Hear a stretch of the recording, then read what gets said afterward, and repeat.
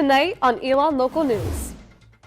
The body of a local 19-year-old who went missing shortly after being involved in a police chase 3 days prior was found near Durham Street Extension in the Haw River. In a letter sent to parents over the January intermission, Elon University announced a rise in tuition for the 2024-2025 academic year. Elon student government is amending their constitution. Here to discuss is SGA President Britt Mobley. Those stories and more. Elon Local News starts now. Live from the Jane and Brian Williams studio at Elon University School of Communications, you're watching Elon Local News. Janet Williams, Chief... Good evening and thank you for joining us for Elon Local News. I'm Fiona McAllister. And I'm Rachel Hawley. The search for a missing local 19-year-old came to a tragic conclusion on January 31st. The Alamance County Sheriff's Office found the body of the 19-year-old Antoine McDaniel of Elon on Wednesday evening in the area around the Travis Creek Bridge on Durham Street Extension. The area is located north of Elon and the Travis Creek flows into the Haw River. McDaniel had been missing since 4 a.m. on January 28th. He was last seen exiting a vehicle in the area around the intersection of Durham Street Extension and Routh Road. Elon University announced shortly before the start of the spring semester a 4.96% increase in tuition for the 2024-2025 academic year. We spoke with administration representatives on how the increase will impact Elon and with students on how the increase is affecting them individually. Janet Williams, Chief Financial Officer and Vice President for Finance and Administration, says that the tuition increase will go towards helping students and enhance the learning environment for the average student. And those funds are going to go towards being student-centered, being focused on our strategic goals. We are increasing our salaries for our dedicated faculty and staff to make sure that their salaries are competitive. We're making investments in our schools, our academic programs, like business and health sciences programs. We're also making big investments in health and well-being. The Healthy U building is going to be a big investment for the university. Patrick Milton, a junior project management major, says that what the tuition increase is being used towards makes a big difference in his support for increased tuition. If that money's going to paying our professors more or investing in the future of the school, then I think those are worthwhile things because I truly do love Elon, and I love, particularly the friends that I've made at this school. If it's not going to that, if it's going to bloating administration, which is a problem that a lot of other colleges have been having, where they've just been spending more and more money on these deans and deans and deans, then that's not something that I want my money to be going to at all. Liam Kress, a junior music major, says there is a lack of communication between the administration and students in what their tuition pays for and access to those amenities and services. He says that this hurts the perception of what tuition increases are meant to improve. I think there is a problem with the messaging and furthers my point about a lack of correct and adequate communication. Because yes, the university does offer lots of student wellness activities at Mosley. They have late night, they have activities like Cram Jam before finals, they have silent bingo, they have the games that they put on Young Commons. Those are great, but they don't advertise that. There's only one place that those are advertised, and I believe it's on the Student Union page on Instagram. Williams said that tuition alone would increase 5.5%, along with a 3.5% increase to housing and dining costs. This increase, she says, not only reflects inflation, but is going towards improvements the university aims to make for its students in the future. Chris Basalik, Elon Local News. Kress also wanted to see improved communication between SGA and the university on the improvement of student life. Joining us now is SGA President Britt Mobley. Thank you for joining us, Britt. Absolutely, I appreciate the invitation. So we were just wondering, what are the biggest changes we see coming to the Constitution? Yeah, absolutely. So first of all, the new Constitution has kind of three main buckets. The first one is that we're adding another executive member to the executive board. And so there will be an executive vice president. We used to have that a couple of years ago, but got rid of it because it really wasn't effective. But we saw that in our work this year, there's just a lot of things within our job descriptions that weren't there, and we didn't know who to tag, right? And so there's lots of internal operations that we needed to kind of be streamlined a little bit and not be kind of spread against 4 folks. And so, but what that also does is that allows us to move the Vice President of Communications, the Vice President of Finance positions to be appointed. So those will be application based. We find that there are a lot of students who either look great on paper, but may not work well in that type of environment. But then there's also some folks who may not look great on paper, but have the energy and the drive to do those skill-based positions. And so we wanted to open that up a little bit more. And so the executive president, so my role, and the executive vice president will be the only two positions on the ballot this year. The second change will be with a third section of group. We're adding a couple of senators called initiative senators, and so those will be around between 6 to 8 different initiatives that the outgoing exec believes will be good to get some people on, right? So, for example, Healthy You is definitely going to be one. Mentoring is definitely going to be one. We'll have inclusive excellence, right? So lots of different subjects areas that may not really tie to SGA as a whole, but that we definitely want student perspective and student advice on. And so that's a really big one. And then the last one, I might need to come back to that one. It's leaving my brain a little bit, but I'll come back to that one. That's okay. Can you tell me a little bit more about what that executive vice president role will be doing? Yeah, so there's a lot of just operations when it comes to our events, right? So for example, a town hall, or even the fireside chat that we have every semester with Dr. Book and Dr. Dooley. Those events don't really fall underneath someone's positions, but my role, since it's the more forward-facing, the more student-facing role, is kind of fallen underneath that. But when it comes to the day-to-day, like the student body president, I don't have enough time to do all of those things in a day. And so sometimes I kind of get bogged down when I could be in a meeting, I'm planning an event. And so those types of things, when it comes to logistics and operations internally, we really wanted to help and add that position for the executive vice president. Right. I mean, another question is just, why did this occur? Why is this happening? Absolutely. And so many folks may remember that we changed the Constitution in the 2020-2021 academic year. And so then we had kind of a layman's period for a year. And then my predecessor, Nadine Jose, was the first year that this Constitution was enacted. And then it was passed on to me. And both Nadine and I and our administrations realized that there were a lot of great ideas in theory, but they worked awful in practice, right? Oh, I know exactly what the third change is. The judicial branch is going to be going away. There's going to be more so an internal review board made up of the executive vice president, the VP of finance, and the speaker of the Senate, with all class presidents. And so that will take a look at more ethical infractions, things of that attendance, things of that nature, instead of having its own separate branch. Because we thought, for example, that would encourage more folks to run, encourage more folks to be involved. But then we found that people weren't running for those positions, right? And so really consolidating a little bit, but then expanding in the Senate to allow for more work. But then that's really the big reason, is that we saw that there were lots of things that were great ideas in theory, but they never really worked in our context. And so hopefully being able to change those and put those things in the bylaw so they're more amendable is going to be a good move for us. Great. Thank you so much, Britt. Thank you so much for meeting with Thank us. you. Absolutely. As Black History Month continues, the Center for Race, Ethnicity, and Diversity Education hosts events that educate and celebrate students of color. The Creed chose to honor 50 years of hip-hop, with many tables, games, performances, and other entertainment pertaining to hip-hop. Simone Royale, Assistant Director of the Creed, says she is excited to bring amusement through events like this that educate students while also having fun. A lot of awards ceremonies that have been happening have been celebrating 50 years of hip-hop at different cultural events or award ceremonies, so I wanted to bring that same theme or that same energy to our kickoff. We normally have a Black History Month kickoff, so each year I try to make it a little bit different, so change up the theme, change up interest to students. I think music is something that applies not only to students individually, but like across different cultures and different heritage, and music is something that connects to everybody. Jayla Martin Beasley, student manager for the Gender and LGBTQIA Center, says she loves how this kickoff event is a way for students to explore different genres within hip-hop, like LGBTQIA. To raise more awareness about queerness, black queerness in hip hop.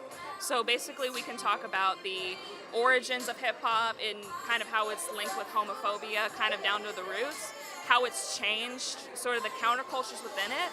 Student body president Britt Mobley says he's ecstatic about being able to share his culture with others that are excited to learn and grow. It's great to see folks who are staying curious, like I said, right? Just saying, you know what, let me get out of my comfort zone and learn some more about a culture that isn't mine, especially in a place where I see a lot of me, right? And so really being able to do that, I think, is important, and it's great to see a new wave of students every single year. Though Black History Month ends at the end of February, festivities are celebrated all throughout the year. For more information on Black History Month events, you can check the Creed website. Next, find out about changes that have been made through the Interfraternity Council for the Fraternity Rush process. And our Abby Gravely joins us for your Phoenix 5-day forecast after the break.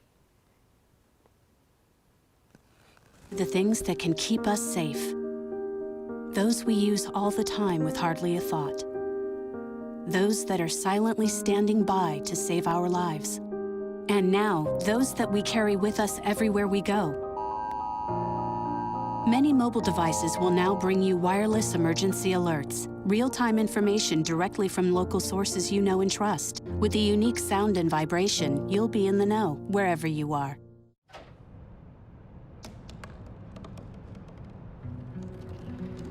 They said I couldn't dream. Called me a piece of trash and swore that's all I'd ever be.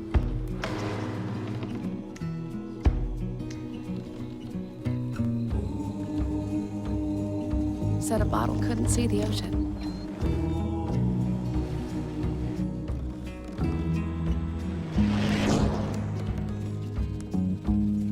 Give up. Go back to the dumpster.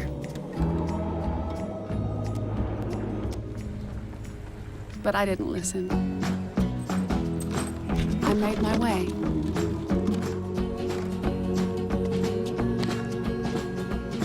And now, I am what I've always wanted to be.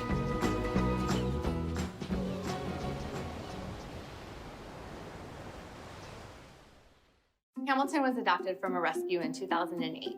He really likes to be around people. And as soon as I start to make my breakfast, Hamilton is right there. I get out my mat and I'm doing a downward dog and he's underneath.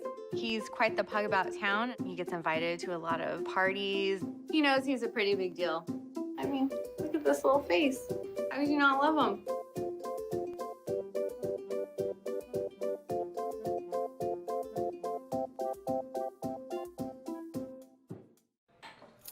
What do you think you're doing, Kevin? Was just gonna drive home.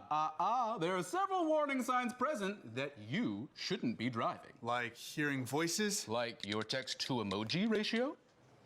Oh man, the selfies. Selfie, nailed it. We all have warning signs that let us know that we're probably not okay to drive. Mine is pretending to be your subconscious. Craig, come on man, let's put a ride home.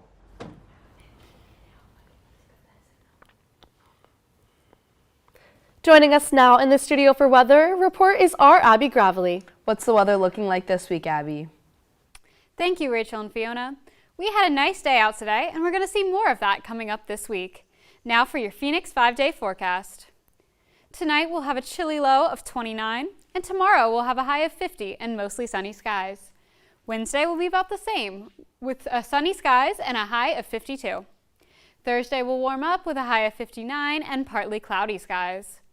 Friday will have a cloudy high of 58 and low of 39. And finally, Saturday will continue to bring clouds and a 40% chance of rain, having a high of 65 and low of 47. Thanks for checking in. Now back to you. Thank you so much, Abby. Changes to the fraternity recruitment process have made this year's rush look a little bit different. The Fraternity Rush process began on Friday with all 9 Interfraternity Council organizations meeting potential new members. While the recruitment process happens at the same time every year, this year's Spring Rush looks a bit different. Our first open house day is a required event where all of the potential new members will go to every single on-campus house. A decision made by the IFC, PNMs are required to visit every fraternity house. In years prior, PNMs could choose which fraternities they wanted to visit. While visiting every house may elongate the process, most people find this change beneficial. You get that opportunity to go to places you maybe wouldn't have in the first place, so it allows you to have more of an open mind. According to IFC Vice President of Judicial Affairs, Zachary Honig, IFC made this decision to encourage new members to expand their ideas about which fraternity they are looking to join. I think that overall will help and help more freshmen get the chance to look at places they might not have heard of or have the chance to go see the first semester. So I'm looking forward to seeing how this pans out. In addition to visiting each house, there were no interviews on day one. Instead, PNMs will be interviewed during their open house visits tonight and tomorrow. According to Delta Upsilon President Cameron Anir, giving the PNMs time to meet with fraternity members on the first day will hopefully allow them to be more relaxed during their interviews. It really makes sure that both the brothers and the PNMs are talking to each other and they're getting to know each other before they have to do those interviews. And that way they may actually feel a little bit more comfortable in that setting. While the changes make the recruitment process this year different, fraternities are still looking forward to welcoming in new members. It's really exciting that Greek life can kind of offer so many different avenues for every different PNM. Charlotte Fabi, Elon Local News. All potential new members can look forward to bid day on Sunday, February 11th. The Spring Organization Fair is this Wednesday from 5 to 7 p.m. in the Alumni and Jordan gyms. The fair will host over 150 student organizations and clubs. More information about the org fair can be found on Phoenix Connect. And the Spring Employment Fair will take place this Thursday from 3:30 to 5 p.m. in McKinnon Hall. The Employment Fair is a place for students to explore on-campus job openings. More information on the Employment Fair can be found at the Elon Job Network website. Next, more about the men's basketball marketing campaign. And more on the women's basketball game after the break.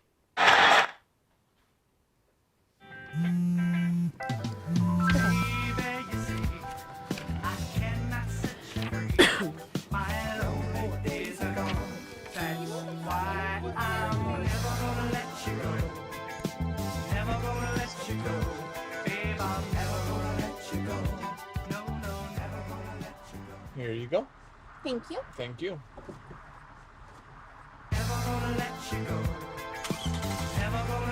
Can you help me with this? My new dad teaches me all kinds of stuff. Sure. He helps me with homework. That would be 3.6795. Thanks. Yep. He helps me with my decision making. I wouldn't use this one. Ever. And he's even teaching me how to drive. And that's why cars have bumpers. I'm learning so much. You don't have to be perfect to be a perfect parent. Thousands of kids in foster care will take you just as you are.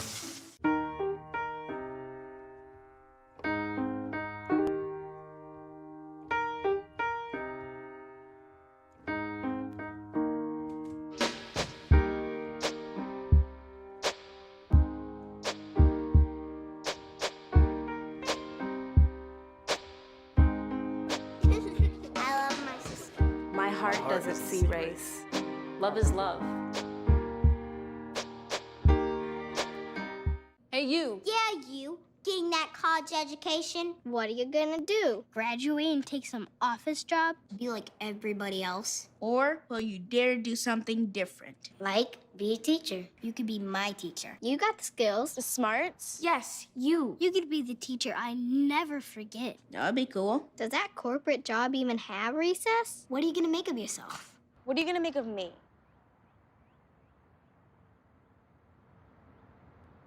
Bye-bye. Hi. Hoping for a crisp breeze to help keep you alert. Oh, he took a sip of water too. That'll probably help. You were probably gonna turn down the radio too, so you could focus, right? Probably okay isn't okay. Right? If you see a warning sign, stop and call a cab, a car, or a friend. I think the water line is what really drove it home. I blew on him. An exciting weekend for Schar Center as it welcomed in 2 large crowd attendances, beginning with men's basketball on Thursday night.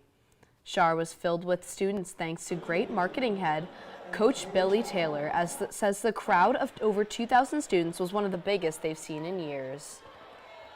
Really just appreciative of the students who are showing up, for our marketing staff, for the promotions and creativity, We have an opportunity to do something special inside of Char and here at Elon, and it's with the help of you, the students. I mean, you guys mean so much to us. Elon men's basketball junior Sam Sherry says that he loved seeing the huge crowd out there cheering them on despite the disappointing finish to the game. It was unbelievable, like the amount of students that came out to support us, and like I said, I'm always appreciative of anybody who comes out, and I really especially appreciate the student support and everybody else who came out. Like, it was a phenomenal crowd. They were cheering us on. It was electric in there. It was awesome for sure. Students who missed out on the action will be able to pack Char Center again this Thursday at 7 p.m. as they take on Stony Brook. Elon women's basketball hosted their annual Education Day, welcoming thousands of students and serving a purpose greater than basketball. Our Abby Gravely has the story. Thousands of local elementary school students packed Char Center Friday morning to watch Elon women's basketball take on Northeastern. Though the Phoenix fell 51-46, the arena was full of electric energy. 10-year-old Avery Scheller said that she couldn't choose just one favorite part of the day.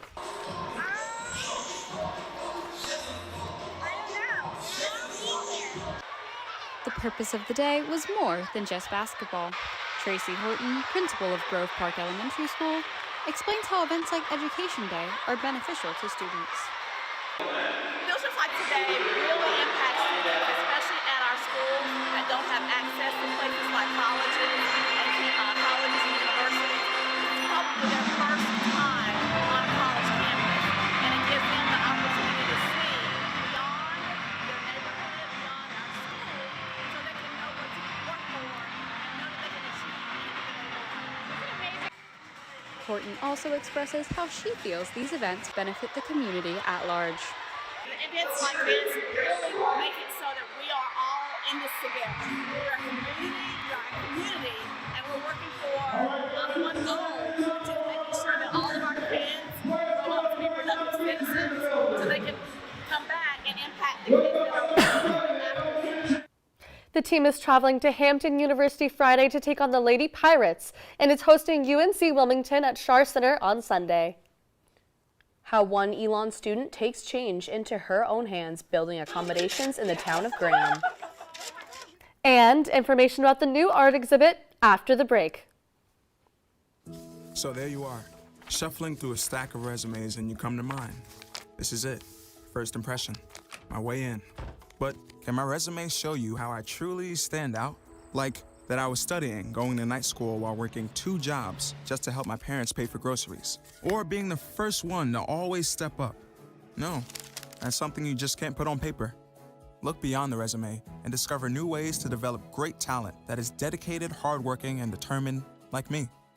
Open road, here comes the Heffley family. Whether it's a short trip or a long haul. Estimated time, 47 hours. They will beg. You're hungry? I'm happy to provide. They will plead. Deep fried butter on a stick. But whatever you do, don't wimp out. Now you're talking. Make them buckle up. He can't hurt. Remember, safety first.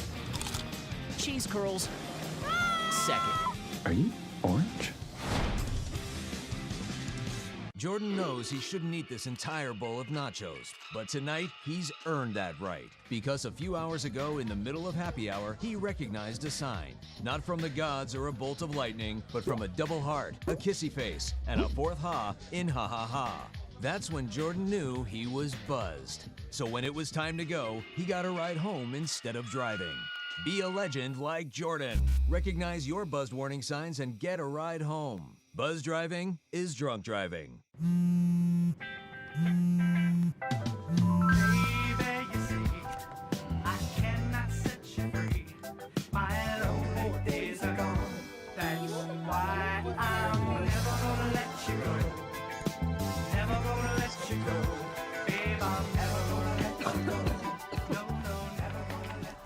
Here you go. Thank you. Thank you.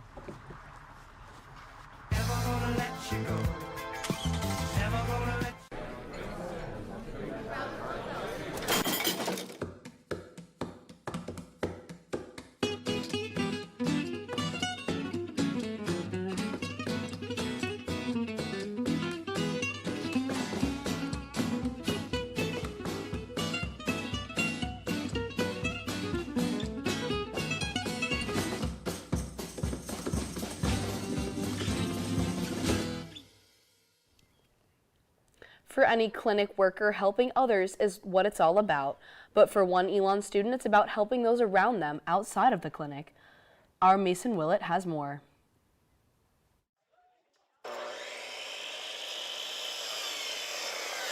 The Elon Ramp pilot project worked together Saturday afternoon as they built a ramp for Graham resident Alvaro Torralba. The idea to create the ramp came from third-year Elon physical therapy student Michelle Megardichin, who says helping others has always been a top priority for her. I came up with this idea because in physical therapy, when you discharge patients from a hospital, which is a big part of physical therapy, it's kind of your job to make sure that they're having a safe discharge to wherever they're going to. Megardichin has had this goal for the past 2 years, but after being denied a grant twice from the American Physical Therapy Association of North Carolina for their Community Impact Challenge, she decided to take things into her own hands.